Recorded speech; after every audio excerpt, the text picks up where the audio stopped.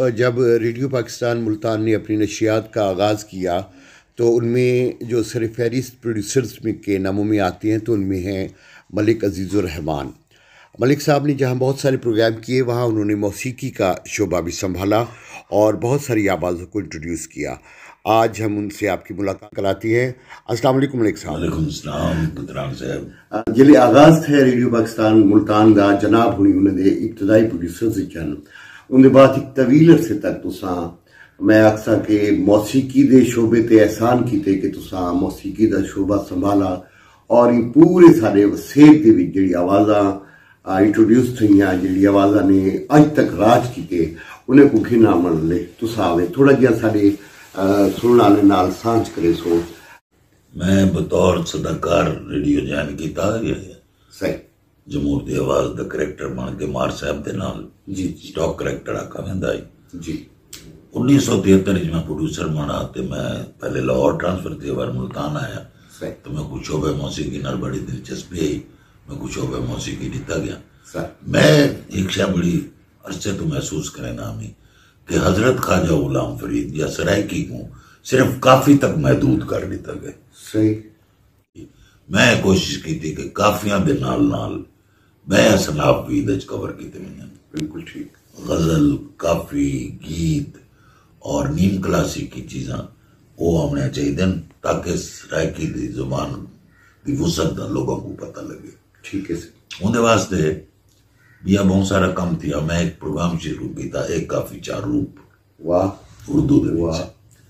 वो क्या है कि एक काफी चार रूप का मतलब मैं अर्ज करने सर ख्वाजा गुलाम फरीद एक सिलेक्टेड काफी जी 70-80 साल पहले की मैं गाई वेंदी अच्छा। गायकी अंदाज जी हाँ कदीम गायकी का अंदाज क्या है वल 30-35 साल पहले वो अंदाज कितना बदला उनके बाद जदीद जमाने 73-74 काफी को लोग नैन गा सकते गीत अंग च गावन लग गए ठीक है ये त्रै हिस्से बन गए होंगे काफी दे जी हुण वो सुनन वाला जेड़ा सरायकी नहीं जानदा वो कोई तो समझावना है ना सही उनका एक चौथा रूप उर्दू तर्जमा अच्छा काफी दा उर्दू तक वही तक काफी था अच्छा एक काफी चार रूप वाह चौथा रूप उर्दू रूप आई और उनदे विच बहुत सारे इकबाल बानो सुरैया मुल्तानी कर जितने वाले आर्टिस्ट हैं ठीक है सब चौथा रूप भी गाते रहिए। मादाम इकबाल बानो मैं माजरत खा हूं आपका मैं अहाता नहीं कर सकता। अल्लाह ताला आपको जन्नत में जगह दे। आप बहुत बड़ी आर्टिस्ट थी नो डाउट। सब कॉन्टिनेंट की अख्तरी बाई फैजाबादी के बाद अगर कोई बड़ी आर्टिस्ट उभरी तो वो इकबाल बानो साहबा थी।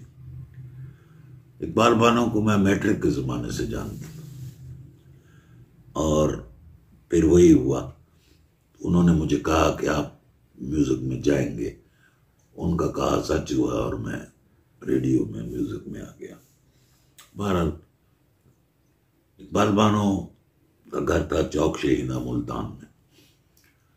तो मैंने टेलीफोन किया मैं कहा बानो मैं रेडियो में आ गया हूँ आप मेरे पास आए। आई जनाब मेरे पास बैठी नहीं फिर डायरेक्टर के कमरे में गई। मैं कहा बानो साहबा मैं आपसे सरायकी आइटम करवाऊंगा। उन्होंने कहा ठीक है तुम जो कहोगे मैं गाऊंगी। मेरे पास एक गीत पड़ा था सोनिया वे सजना तेरी मेहरबानी मैं कुछ जड़ी दिती ते प्यार दी निशानी। पहला सरायकी आइटम बानो साहबा ने मुल्तान रेडियो के स्टूडियो में ये रिकॉर्ड करवाया। उसके बाद चल सो चल जो भी अच्छा गीत आता मैं सुरैया मुल्तानी कर और इकबाल बानो के लिए अपनी दराज में रखता था। उसके बाद बानो ने सरायकी ही में गाना शुरू कर दिया और यहाँ तक कि मैंने एक प्रोग्राम शुरू किया था एक काफी चार रूप उसके बहुत सारे उर्दू वर्शन बानो साहब ने गाया। पीलू पक्कियां पे वो क्या गा रही थी उनकी रिकॉर्डिंग मौजूद होगी उदान आके मिलकर चुने बादशाहों का हजार फसल पीलू की पक गई है यार ये तर्जमा था। और दूसरा एक और काफी का तर्जमा उन्होंने गाया वो भी इसी तरह का था कि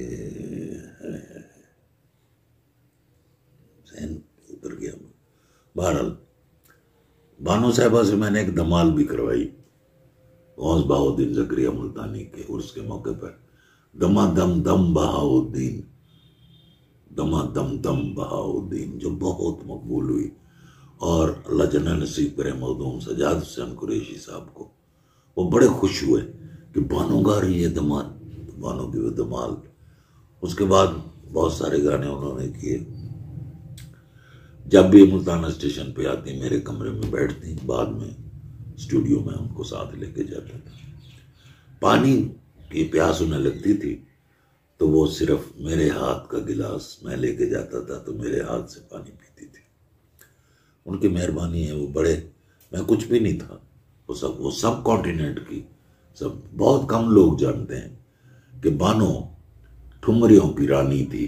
ठुमरी क्लासिकल मौसीकी में ठुमरी दादरा बहुत बड़ी असनाफ है। बानो ठुमरियों की रानी कहलाती थी। गजल की मलका गजल थी, उसके बाद गीत गाती थी। और ये भी बहुत कम लोग जानते हैं कि इकबाल बानो साहबा ने आगाज किया लाहौर रेडियो से और फिर फिल्म इंडस्ट्री में उर्दू पंजाबी फिल्मों में उनके बड़े गाने रिकॉर्ड हुए जो बड़े पॉपुलर हुए। इकबाल बानो पे कतील शिफाई और मास्टर इनायत हुसैन का एक एहसान था। गाना लिखा कतील शिफाई ने, मौसीकी दी मास्टर इनायत हुसैन साहब ने, अल्लाह जन्नत नसीब करे। और वो था तू लाख चलेरी गोरी थम थम के, पायल में गीत हैं चम चम के, फिल्म गुमनाम। फिर उसी कतील शिफाई और मास्टर इनायत ने एक और गाना कंपोज किया, दिल तोड़ने वाले देख के चल हम भी तो पड़े हैं राहों में। फिर सफदर हुसैन ने एक गाना उनका इश्क लैला में रिकॉर्ड किया, सितारो तुम तो सो जाओ परेशान रात सारी है। और पंजाबी फिल्मों में भी इकबाल बानो के बहुत सारे गीत रिकॉर्ड हुए। बानो फिल्म इंडस्ट्री की भी मेन प्लेबैक सिंगर थी। रेडियो और टेलीविजन पे उन्होंने बहुत गाया। फैज साहब वाली हम भी देखेंगे, वाह, इकबाल बानो ने गाया फैज साहब का ये गाना, हम भी देखेंगे हम भी देखेंगे। बानो साहबा बहुत अपने आप को मेंटेन करके रखती थी, साड़ी पहनती थी और बानो साहबा पे साड़ी बड़ी सजती थी। उनका चलने का अंदाज भी अपना था। बानो का हर पहलू काबिल तारीफ है और रहेगा।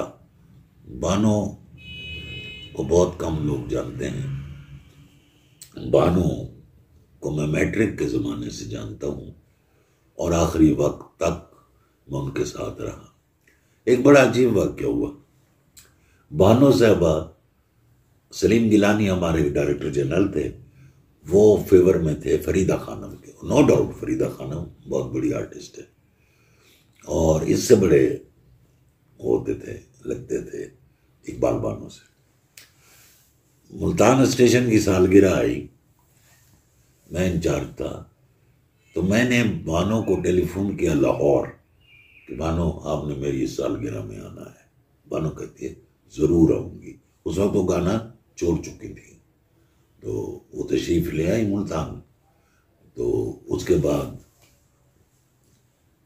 1 घंटा बानो के लिए रखा गया, उसमें आबदा परवीन भी थी। अच्छा, तो उनको इंट्रोड्यूस कराने के लिए पहले मैं आबदा परवीन के लिए गया, फिर मैं बानो को इंट्रोड्यूस कराने के लिए गया। उसके बाद उन्होंने परफॉर्म किया। वो प्रोग्राम सलीम गिलानी साहब सुन रहे थे। उन्होंने प्रोग्राम के ड्यूरिंग ही हमारे डायरेक्टर उस वक्त थे आगा खालिद सलीम को टेलीफोन किया कि बानो को इस्लामाबाद भेजे, और ना गई वो, लेकिन हमारी महफिल सजा दी उन्होंने। 1 घंटा गाती रही बानो स्टेज पे। और उस वक्त आबदा परवीन, अच्छा आबदा परवीन को बुलाया था आगा खालिद सलीम ने और बड़े फख्र से मेरी आबदा परवीन। मैं कहा ठीक है। मैं कहा मेरी इकबाल बानो। जब आई इकबाल बानो तो पैरों पे गिर गई आबदा परवीन। आवा साहब बड़े हैरान। फिर जब गाने के लिए वो बैठी तो वो यूं करके बैठी हुई थी आगे बानो के, आबदा परवीन। उसने कहा आगा साहब से कि मैं नहीं गाऊंगी, मैं बानो को सुनूंगी, मैं बानो को सुनूंगी। मुझे आगा साहब कहते, मेरे साथ बैठे थे, लाओ जी मैं ते हार गया, बानो का जादू ऐसा चला को मेरे आली ते गांधी भी नहीं। मैं ठीक है गाएंगी, उसको भी बुलाते हैं। और उसको भी एक ट्रिब्यूट ऐसा मेरे मुंह से निकल गया आबदा परवीन के लिए। मैं क्या, वो आवाज आ रही है, वो आर्टिस्ट सामने आएगी जिसके लिए मैं ये कह सकता हूं कि आबदा परवीन की आवाज में खानकाह बोलती है। वाह, ये खानकाह की आवाज है। वो तो पक्की हो गई उस बात। वाह, खानकाह की आवाज, खानकाह की। मुझे बाद में कहती है बस मेरा सब कुछ मुझे मुल्तान शरीफ से मिल गया। इकबाल बानो साहबा चौकशीना में रहती थी और उनका बहुत प्रॉपर्टी थी लाहौर में भी, लेकिन उन्होंने मदीनातुल औलिया में रहना पसंद किया और आखिरी वक्त तक वो लाहौर भी जाती थी, लेकिन रहती चौक शहीदा मुल्तान में थी। मुल्तान के मदीनातुल औलिया से उन्हें बड़ी मोहब्बत थी। और इकबाल बानो का ये कमाल है, अल्लाह उसे जन्नत नसीब करे कि उसने मुल्तान को चुना और मुल्तान ही की होके रह गई और आखिरी वक्त तक वो वहीं रही और गाती रही।